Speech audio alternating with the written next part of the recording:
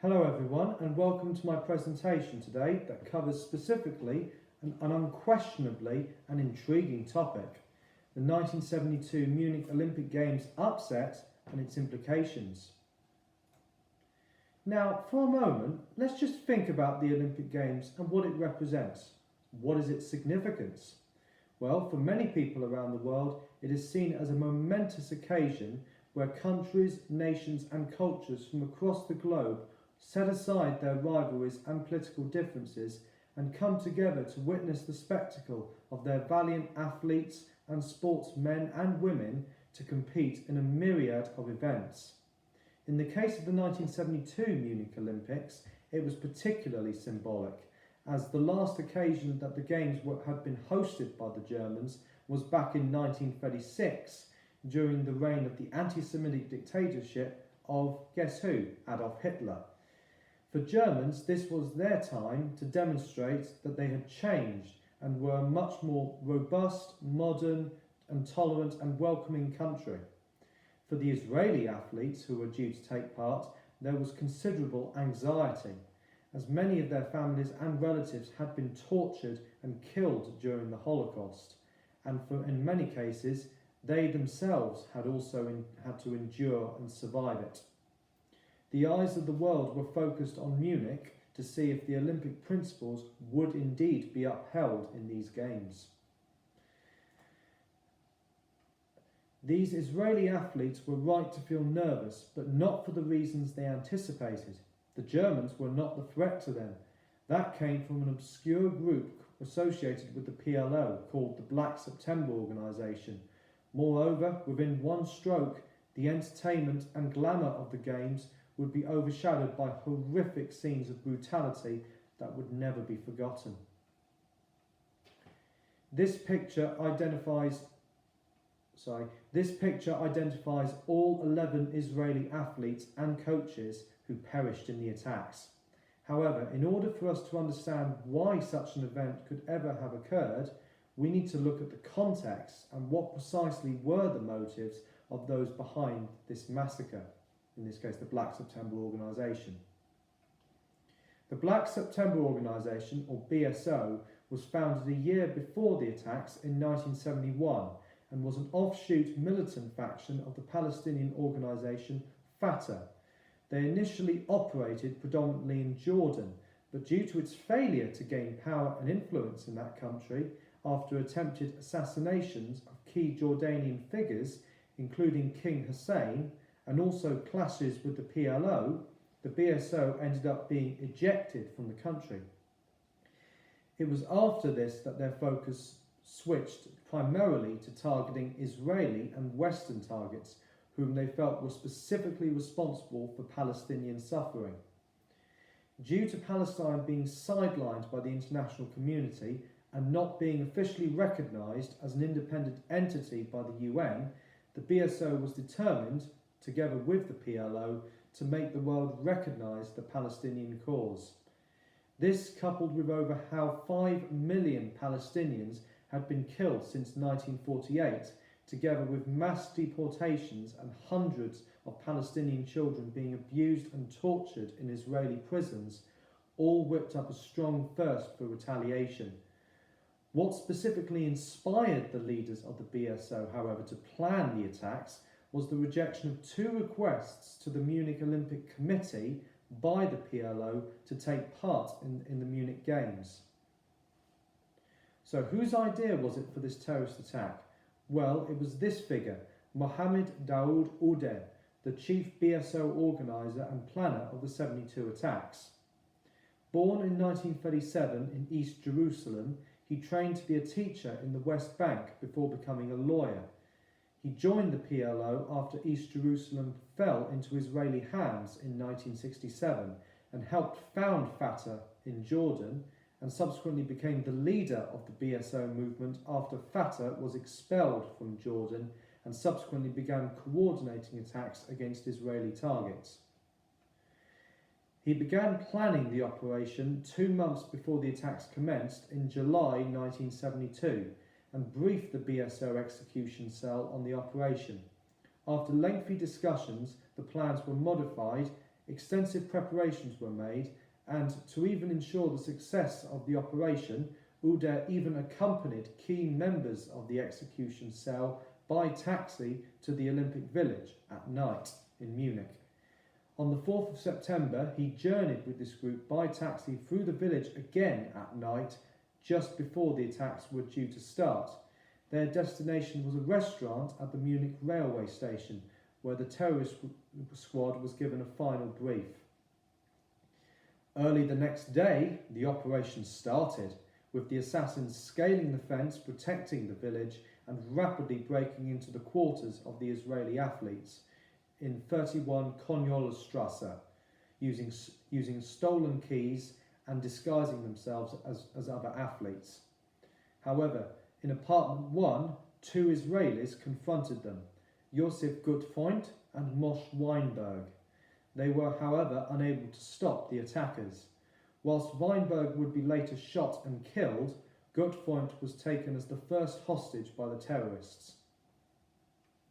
There is a claim, however, that Weinberg attempted to fool the terrorists into making them bypass apartment 2, which was also being used by the Israelis, so that athletes from the neighbouring apartment 3 could come to their aid and fend off the assassins. Whether this is true or not, this, however, failed to materialise due to extensive BSO planning and intel of the site itself and the dispositions of the Israeli athletes. Despite this upper hand, however, the unarmed shooting team in apartment 1 posed an issue for the terrorists, as they would not wish to slaughter these world-class Israeli marksmen only mere minutes after the operation started.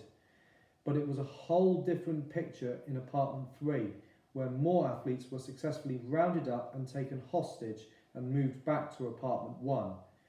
In the confusion, Weinberg tried to take advantage and attempted to disarm one of the terrorists, but in the process he was shot and killed. And a very similar fate awaited another Israeli athlete, Yosef Romano, who also attempted to disarm another of the terrorists, but he in the process was killed and his body was brutally mutilated as a warning to everyone else not to attack. In the end, 2 Israeli athletes were killed up to this point, and the other 9 were taken as hostages held in apartment 1. This photo shows the main room in apartment 1 where the terrorists were holding the Israeli captive. This next slide reveals the identities of 3 of the Palestinian terrorists who took part in the attacks. From the outside, the public could only witness from a distance the menacing sight of a masked figure wearing a balaclava, one of the terrorists who guarded the entrance to the apartment. With the world already interested in the Olympic Games itself, images of that figure, along with the coverage of the scene, were beamed to television sets across the world and in news reports, placing it and Munich at the centre of the world's most dramatic current crisis. At this point, a much criticised and controversial decision was made by the chairman of the International Olympic Committee, Avery Brundage, who chose to continue with the Games. This decision would lead to large-scale protests on the streets of Munich and elsewhere to halt the Games and to pay more attention to the terrorists who were holding the Israeli hostages. During the subsequent negotiations between the West German authorities and the terrorists, the BSO demanded for the release of over 200 Palestinian prisoners held in Israel, along with the release of the Red Army faction leaders Ulrich Meinhof and Andreas Baader from German prisons before 9 a.m, or else all of the hostages would be killed. In response to this, Operation Sunshine was initiated by the West German police, where they desperately attempted to rescue the hostages, disguising themselves as athletes and hiding firearms under their clothing. However, due to widespread media coverage to an audience of almost 1 billion people, including the terrorists themselves who were watching from the inside by TV, the BSO found out about the operation and the operation had to be aborted. This photo captures a key moment when two of the said disguised West German police personnel tried in vain to infiltrate the apartment and save the Israeli hostages. Despite this setback, however, the German negotiators managed to extend the deadline from up to midday, then to 1 p.m, then to 3 p.m, and then finally to 5 p.m. But the terrorists still refused to give in, and the Israeli government refused to release the prisoners, the Palestinian prisoners.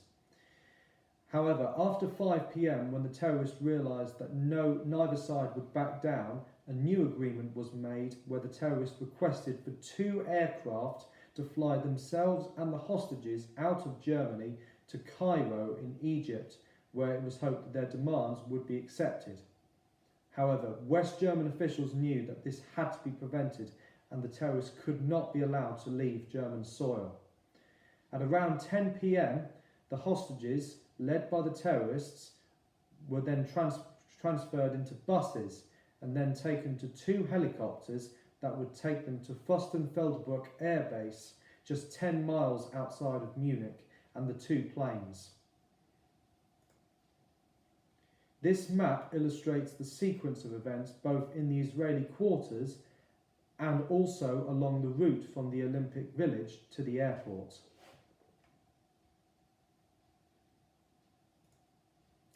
In order to prevent the terrorists from escaping, the police planned to ambush the terrorists at the airport immediately upon their arrival by utilising sharpshooters and snipers, but also positioning several armoured cars to deal with the terrorists.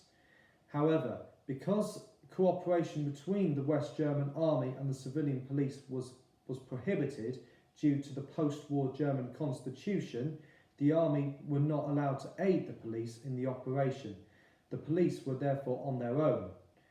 However, the police sharpshooters that were selected for the mission simply did not have the training to participate in such an operation, and they were insufficient in numbers. They didn't even possess sniper rifles and relied completely on assault rifles. Furthermore, communication between the different police units was non-existent and lacking.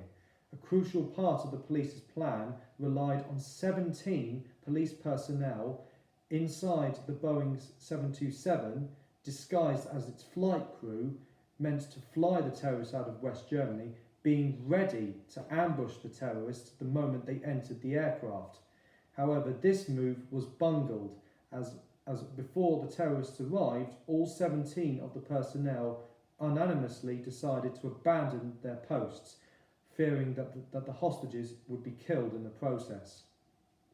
Additional armoured cars requested to the airports to support the operation arrived too late and were held up in traffic and altogether did not make a serious contribution to the operation. Altogether, this catalogue of failings revealed the sheer incompetence of the police's planning and organisation to save the hostages. This armoured car, held up by all the spectators and journalists on the road in this photo, illustrates the point I just mentioned before on the previous slide. As the terrorists arrived at the airport, after the helicopters had landed, 2 of the terrorists made their move and inspected the airliner. After finding it completely abandoned, they suspected the trap and immediately warned their comrades. This alerted the West German police, who subsequently opened fire on the terrorists, and this led to a fierce gun battle ensuing. Searchlights were quickly knocked out and disabled by the terrorists, so the snipers crucially lost their sight of their targets. This developed into a stalemate where the police lost 1 officer to the terrorists, and one of the helicopter pilots and snipers was badly wounded by friendly fire from one of the German armoured cars. What was more vital was that the Israeli hostages were all bound together and trapped, and the police were unable to get to them. As more and more armoured cars began to arrive, one of the desperate terrorists, realising all hope was lost, threw a grenade into one of the helicopters, killing 3 of the Israeli athletes, and a fourth American-born athlete, David Berger, quickly succumbing afterwards to smoke inhalation. In the other helicopter, another desperate terrorist rushed in with a machine gun, and killed the remaining 5 hostages trapped inside.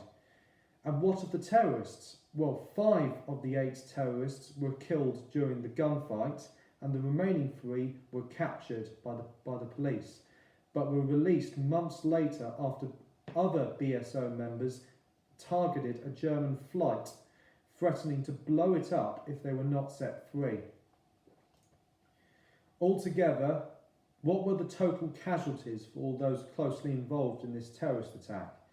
All 11 Israeli athletes were killed, with 2 being killed in the Olympic Village and the remaining 9 being killed at Fürstenfeldbruck Airport. One West German police personnel was killed, and one of the helicopter pilots and snipers was badly wounded by friendly fire. And for the terrorists, 5 were killed and 3 were taken into custody. Other than these horrific casualties, this terrorist attack had a profound effect around the world in a number of ways. In its immediate aftermath, there was widespread sympathy from across the world for the innocent Israeli victims who were ruthlessly massacred by the Palestinian terrorists, and of the Israeli cause. Coupled with that was a sense of outrage at the perpetrators for such a ghastly act. In Israel, the government, headed by Prime Minister Golda Meir, formed an elite group of agents. These worked for the Israeli National Intelligence Agency, Mossad. Their objective was to track down and wipe out the BSO operatives who were responsible for the attacks.